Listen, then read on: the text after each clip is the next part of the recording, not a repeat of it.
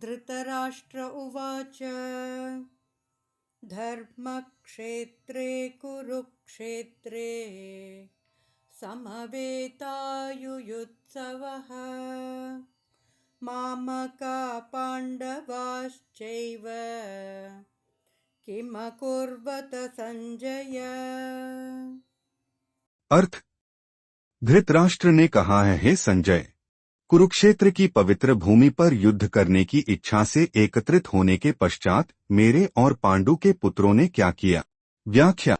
राजा धृतराष्ट्र जन्म से नेत्रहीन होने के अतिरिक्त आध्यात्मिक ज्ञान से भी वंचित था।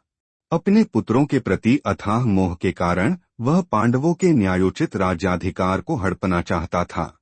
अपने भतीजों पांडव पुत्रों के प्रति उसने जो अन्याय किया था उसका उसे भली भांति बोध था। इसी अपराध बोध के कारण वह युद्ध के परिणाम के संबंध में चिंतित था। इसलिए धृतराष्ट्र संजय से कुरुक्षेत्र की युद्धभूमि की घटनाओं के संबंध में जानकारी ले रहा था। इस श्लोक में धृतराष्ट्र ने संजय से यह प्रश्न पूछा कि उसके और पांडव पुत्रों ने युद्धभूमि में एकत्रित होने के पश्चात क्या किया। अब यह एकदम स्पष्ट था कि वे युद्धभूमि में केवल युद्ध करने के उद्देश्य के लिए एकत्रित हुए थे। इसलिए यह स्वाभाविक ही था कि वे युद्ध करेंगे। धृतराष्ट्र को ऐसा प्रश्न करने की आवश्यकता क्यों पड़ी कि उन्होंने युद्धभूमि में क्या किया। धृतराष्ट्र द्वारा धर्म क्षेत्रे धर्मभूमि शब्द का प्रयोग करने से उसकी आशंका का पता चलता है। कुरुक्षेत्र पवित्र भूमि थी।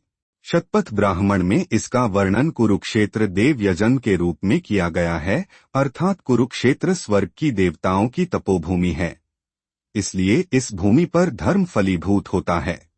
धृतराष्ट्र आशंकित था कि कुरुक्षेत्र की पावन धर्म भूमि के प्रभाव के परिणामस्वरूप उसके पुत्रों में कहीं उचित और अनुचित में भेद करने का विवेक जागृत न हो जाए कि वे यह सोचने लगें कि पांडवों का संहार करना अनुचित और धर्म विरुद्ध होगा और वे शांति के लिए समझौता करने को तैयार न हो जाएं।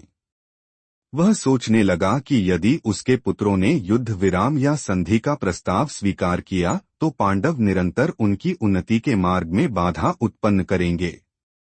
साथ ही साथ वह युद्ध के परिणामों के प्रति भी संदिग्ध था और अपने पुत्रों के उज्जवल भविष्य के प्रति सुनिश्चित होना चाहता था।